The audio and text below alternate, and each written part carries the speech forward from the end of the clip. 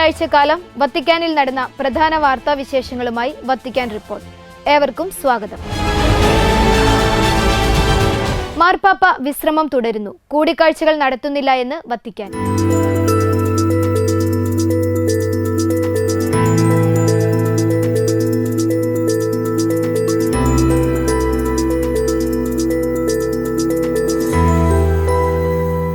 ആശുപത്രിയിൽ നിന്ന് മടങ്ങിയെത്തിയതിനു ശേഷവും ഫ്രാൻസിസ് മാർപ്പാപ്പ വിശ്രമം തുടരുകയാണെന്നും ആരെയും കൂടിക്കാഴ്ചയ്ക്ക് സ്വീകരിക്കുകയോ ഏതെങ്കിലും തരത്തിലുള്ള മീറ്റിംഗുകളോ പരിപാടികളോ പങ്കെടുക്കുകയോ ചെയ്യുന്നില്ലെന്നും വത്തിക്കാൻ സ്റ്റേറ്റ് സെക്രട്ടറി കർദിനാൾ പിയട്രോ പരോളിൻ. വിശുദ്ധവാരത്തിലെയും ഈസ്റ്ററിലെയും തിരുക്കർമ്മങ്ങളിലുള്ള പാപ്പയുടെ പങ്കാളിത്തം സംബന്ധിച്ച് തീരുമാനമായിട്ടില്ല. എന്നാൽ മാർപ്പാപ്പയുടെ സ്ഥാനത്ത് ആരാധനക്രമ ആഘോഷങ്ങൾക്ക് നേതൃത്വം നൽകുവാൻ കർദിനാൾമാരെ നിയമിക്കാനാകുമെന്ന് പ്രതീക്ഷിക്കുന്നുവെന്ന് കർദിനാൾ വെളിപ്പെടുത്തി. പാപ്പയ്ക്കും അദ്ദേഹത്തിന്റെ പൂർണ്ണമായ രോഗശാന്തിക്ക് വേണ്ടി പ്രാർത്ഥിക്കുന്ന ആളുകളിൽ നിന്ന് സന്ദേശങ്ങൾ ഇപ്പോഴും തുടരുന്നുണ്ടെന്നും കർദിനാൾ പരോളിൻ പറഞ്ഞു. അങ്ങനെ അദ്ദേഹത്തിന് തന്റെ പ്രവർത്തനങ്ങൾ നടത്താനും സഭയെ നയിക്കുവാനും മടങ്ങി വരുവാനും കഴിയും. ഒരുപക്ഷെ മുൻപത്തെ പോലെ അല്ലായിരിക്കാം. അദ്ദേഹത്തിന് വ്യത്യസ്ത വഴികൾ കണ്ടെത്തേണ്ടി വരുമെന്നും കർദിനാൾ പരോളിൻ കൂട്ടിച്ചേർത്തു. ഫ്രാൻസിസ് മാർപ്പാപ്പ ആരോഗ്യത്തിൽ പുരോഗതി കൈവരിക്കുന്നുണ്ടെന്നും ആന്റിബയോട്ടിക് ചികിത്സയും മോട്ടോർ ശ്വസന തെറാപ്പിയും തുടരുന്നുണ്ടെന്നും ഇക്കഴിഞ്ഞ വെള്ളിയാഴ്ച വത്തിക്കാൻ അറിയിച്ചിരുന്നു. ഉയർന്ന പ്രവാഹമുള്ള ഓക്സിജൻ ഉപയോഗിക്കുന്നുണ്ടെങ്കിലും ഇത് ആശ്രയിക്കുന്നത് കുറഞ്ഞു വരികയാണെന്നും വത്തിക്കാൻ വ്യക്തമാക്കി. ഫെബ്രുവരി 14 മുതൽ 38 ദിവസമാണ് ഫ്രാൻസിസ് പാപ്പ റോമിലെ ജെമിലി ആശുപത്രിയിൽ കഴിഞ്ഞത്. ആശുപത്രിവാസത്തിന് ശേഷം 2 മാസത്തെ പരിപൂർണ വിശ്രമമാണ് ഡോക്ടർമാർ നിർദ്ദേശിച്ചിരിക്കുന്നത്. അതിനിടെ രോഗികളെയും ആരോഗ്യരംഗത്ത് പ്രവർത്തിക്കുന്നവരുടെയും ജൂബിലി ആരംഭിച്ചു. ഇറ്റലി കൂടാതെ America, Spain, Colombia, Argentina, Brazil, France, Mexico, Germany തുടങ്ങിയ രാജ്യങ്ങളിൽ നിന്നായിരിക്കും കൂടുതൽ ആളുകൾ എത്തുകയെന്ന് ഏപ്രിൽ 2 ബുധനാഴ്ച പുറത്തുവിട്ട പ്രത്യേക അറിയിപ്പിൽ സുവിശേഷവൽക്കരണത്തിനായുള്ള ഡിക്കാസ്ട്രിയുടെ വിഭാഗം അറിയിച്ചു. ജൂബിലി ആഘോഷത്തിൽ സംബന്ധിക്കുന്നവർക്ക് വിശുദ്ധവാതിൽ കടക്കുവാനുള്ള സൗകര്യം ഒരുക്കിയിട്ടുണ്ടെന്നും ഉച്ചകഴിഞ്ഞ് സാംസ്കാരിക, ആധ്യാത്മിക, കലാപരമായ സംഗമങ്ങൾ റോമിലെ വിവിധ ഭാഗങ്ങളിലെ ചത്വരങ്ങളിലും കേന്ദ്രങ്ങളിലും ഒരുക്കിയിട്ടുണ്ടെന്നും ഡിക്കാസ്ട്രി വിശദീകരിച്ചു. വൈകുന്നേരം 4 മണിക്ക് റോമിലെ സ്പാനിഷ് ചതുരത്തിൽ ഇറ്റലിയുടെ ആരോഗ്യ വിഭാഗം മന്ത്രാലയം ഒരുക്കുന്ന ചടങ്ങുകളിൽ dicastery pro prefect archbishop Fisichella, ആരോഗ്യമന്ത്രി Orazio Schillaci, Rome mayor Roberto Gualtieri തുടങ്ങിയവർ സംബന്ധിക്കും. വൈകുന്നേരം 4 മണിക്ക് റോമിലെ സ്പാനിഷ് ചതുരത്തിൽ ഇറ്റലിയുടെ ആരോഗ്യ വിഭാഗം മന്ത്രാലയം ഒരുക്കുന്ന ചടങ്ങുകളിൽ dicastery pro prefect archbishop Fisichella, ആരോഗ്യമന്ത്രി Orazio Schillaci, Rome mayor Roberto Gualtieri തുടങ്ങിയവർ സംബന്ധിക്കും. റോമിലെ വിവിധ പരിപാടികൾക്കൊപ്പം വത്തിക്കാനിലെ വിശ്വാസ തിരുസംഘം ഓഫീസിനടുത്തുള്ള വിശുദ്ധ മോനിക്കയുടെ ദേവാലയത്തിൽ വൈകുന്നേരം 4 മുതൽ നടക്കുന്ന ചടങ്ങുകളിൽ മെഡിസിൻ വിദ്യാർത്ഥിനിയായിരുന്ന വാഴ്ത്തപ്പെട്ട ബെനദെത്ത ബിയാങ്കി പൊറോറയെക്കുറിച്ചുള്ള പ്രത്യേക പരിപാടിയും രോഗികൾക്കായുള്ള പ്രാർത്ഥനയും ദിവ്യകാരുണ്യ ആരാധനയും നടക്കും. വിശുദ്ധ പത്രോസിന്റെ ചതുരത്തിൽ അർപ്പിക്കപ്പെടുന്ന വിശുദ്ധ ബലിയോടെയായിരിക്കും ജൂബിലി ആഘോഷങ്ങൾ അവസാനിക്കുക. ആർച്ച് ബിഷപ്പ് ഫിസിക്കെല്ല മുഖ്യ കാർമ്മികനാകുന്ന ബലിയർപ്പണത്തിൽ ഫ്രാൻസിസ് പാപ്പ തയ്യാറാക്കിയ സന്ദേശം വായിക്കുമെന്നും വത്തിക്കാൻ അറിയിച്ചു. വത്തിക്കാൻ ന്യൂസിന്റെ സേവനം ഇനി 56 ഭാഷകളിൽ.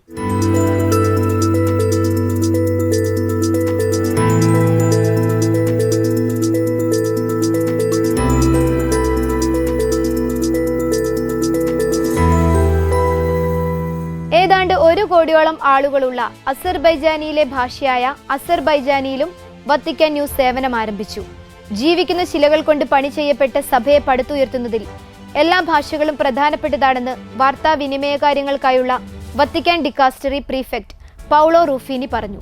അസർബൈജാൻ സന്ദർശിച്ച പ്രഥമ മാർപ്പാപ്പയായ വിശുദ്ധ ജോൺ പോൾ 2 മാർപ്പാപ്പയുടെ 20ാം മരണവാർഷിക ദിനമായ ഏപ്രിൽ 2 വത്തിക്കാൻ ന്യൂസ് അസർബൈജാനി ഭാഷയിലും സേവനം ആരംഭിച്ചത്.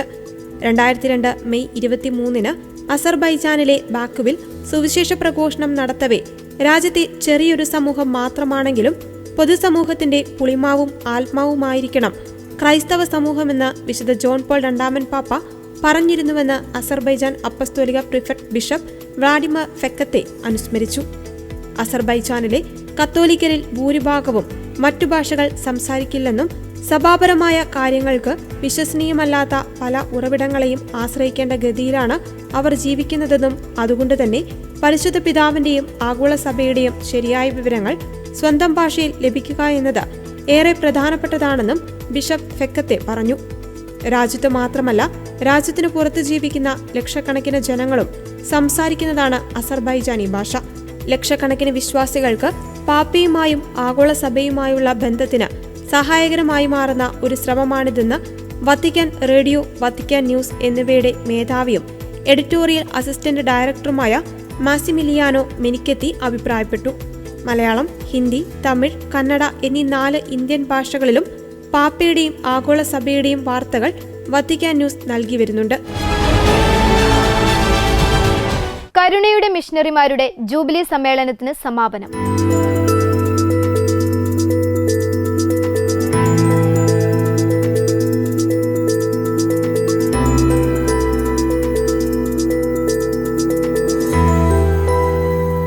കഴിഞ്ഞ ദിവസം റോമിലെ വിശുദ്ധ അന്ത്രയ ദെല്ല വാലൈ ബസിലിക്കയിൽ വെച്ച് നടന്ന വിശുദ്ധ ബലിയോടെയാണ് ജൂബിലി സമ്മേളനം സമാപിച്ചത്. വിശുദ്ധ ബലിക്ക് സുവിശേഷവൽക്കരണത്തിനായുള്ള ഡിക്കാസ്റ്ററിയുടെ pro prefect archbishop Rino Fisichella മുഖ്യ കാർമ്മികത്വം വഹിച്ചു. ധൂർത്തപുത്രന്റെ ഉപമയെ കേന്ദ്രമാക്കിയാണ് സുവിശേഷ സന്ദേശം.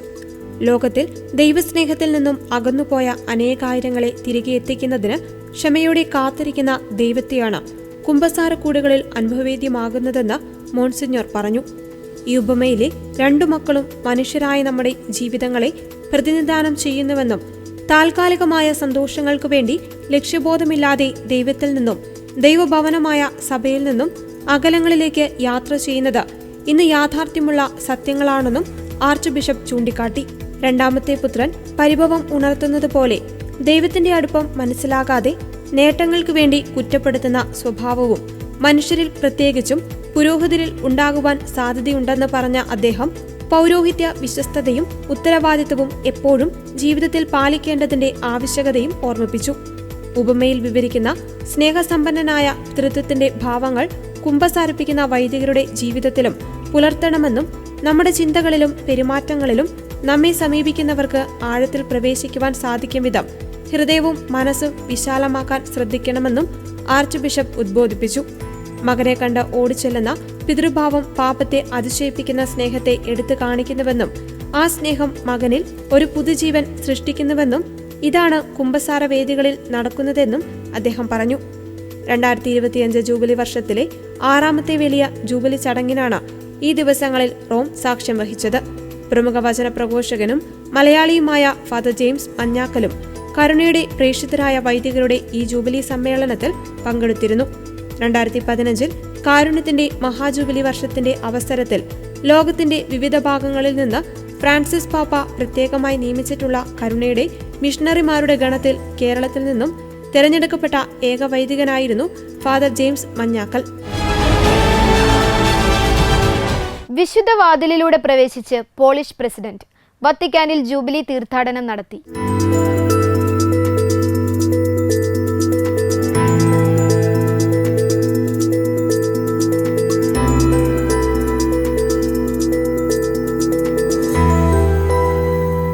കഴിഞ്ഞ ദിവസം വത്തിക്കാനിലെത്തിയ പ്രസിഡന്റും സംഘവും സെയിന്റ് പീറ്റേഴ്സ് ബസിലിക്കയുടെ വിശുദ്ധ വാതിലിലൂടെ പ്രവേശിച്ച് ദേവാലയത്തിൽ പ്രാർത്ഥന നടത്തി. പ്രഥമ വനിത അഗത കോൺഹൌസർ ഡുഡിയോടൊപ്പം വിശുദ്ധ ജോൺ പോൾ 2 പാപ്പയുടെ ശവകുടീരത്തിലും ഇരുവരും പുഷ്പാർച്ചന നടത്തി പ്രാർത്ഥിച്ചു. ദമ്പതികൾക്കൊപ്പം വത്തിക്കാനിലെ പോളിഷ് അംബാസിഡർ ആദം കിയാറ്റ്സ്കോവിക്കിയുമുണ്ടായിരുന്നു. സെന്റ് പീറ്റേഴ്സ് ബസിലിക്കയിലെ സന്ദർശനത്തിന് പിന്നാലെ പിറ്റേന്ന് വത്തിക്കാൻ സ്റ്റേറ്റ് സെക്രട്ടറി കർദിനാൾ പിയട്രോ പരോളിനുമായി കൂടിക്കാഴ്ച നടന്നു. കർദിനാൾ പരോളിനൊപ്പം വത്തിക്കാന്റെ വിദേശകാര്യാലയത്തിന്റെ ജോയിന്റ് സെക്രട്ടറി മോൺസിഞ്ഞോർ മിറേസ്ലാവ് വച്ചോവ്സ്കിയും ഈ കൂടിക്കാഴ്ചയിൽ പങ്കെടുത്തു.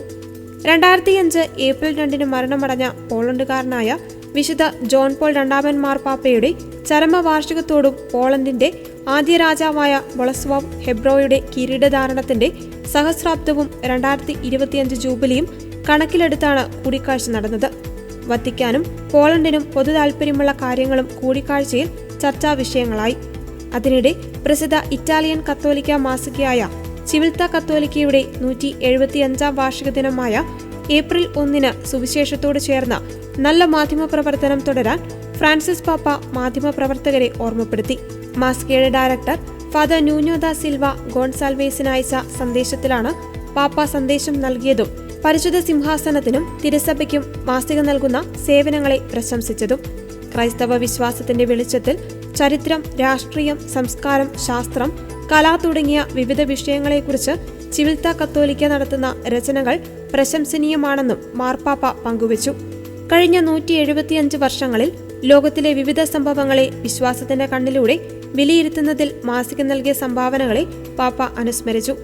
ഈശോസഭ വൈദികരും എഴുത്തുകാരും ഉൾപ്പെടെ മാസികയുടെ പിന്നിൽ പ്രവർത്തിക്കുന്ന എല്ലാവർക്കും പാപ്പ ആശംസകൾ നേരുകയും ചെയ്തു. മാസികയുടെ പിന്നിൽ പ്രവർത്തിക്കുന്നവരെ പരിശുദ്ധ അമ്മയുടെയും വിശുദ്ധ ഇഗ്നേഷ്യസ് ലയോളയുടെയും സംരക്ഷണത്തിന് ഏൽപ്പിച്ച പാപ്പ എല്ലാവർക്കും അനുഗ്രഹം നേരുകയും തനിക്ക് വേണ്ടി പ്രാർത്ഥിക്കണമെന്ന് അഭ്യർത്ഥിക്കുകയും ചെയ്തു. 1850 ഏപ്രിൽ 6-നാണ് ചിവിൽത്ത കത്തോലിക്ക പ്രസിദ്ധീകരണം ആരംഭിച്ചത്. ഏപ്രിൽ മാസത്തെ ഫ്രാൻസിസ് പാപ്പയുടെ പ്രത്യേക പ്രാർത്ഥനാ നിയോഗം.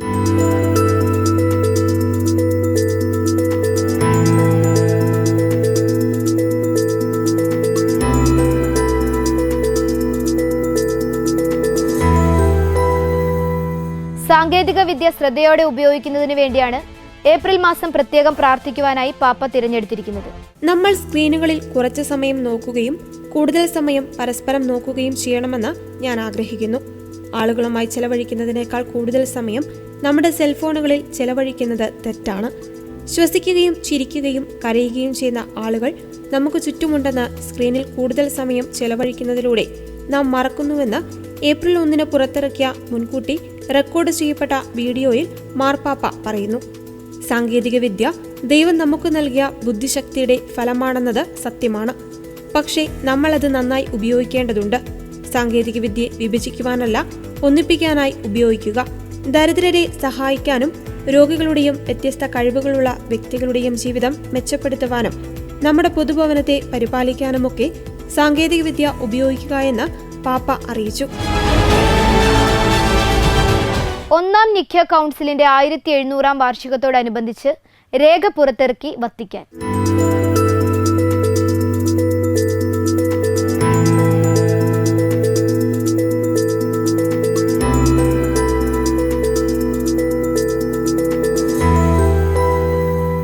ആര്യൻ പാഷാണ്ഡതയുടെ വ്യാപനത്തിനിടയിൽ വിശ്വാസ പ്രഖ്യാപനമായ യേശുക്രിസ്തുവിന്റെ ദൈവികതയെ ഉയർത്തിക്കാട്ടിയ സഭയുടെ ആദ്യത്തെ എക്യുമെനിക്കൽ കൗൺസിലിന്റെ പ്രാധാന്യം എടുത്തു കാണിക്കുന്നതിനായി അന്താരാഷ്ട്ര ദൈവശാസ്ത്ര കമ്മീഷൻ യേശുക്രിസ്തു ദൈവപുത്രൻ രക്ഷകൻ നിഖ്യായിൽ എക്യുമെനിക്കൽ കൗൺസിലിന്റെ 1700-ാം വാർഷികം എന്ന പേരിലാണ് രേഖ പ്രസിദ്ധീകരിച്ചത്.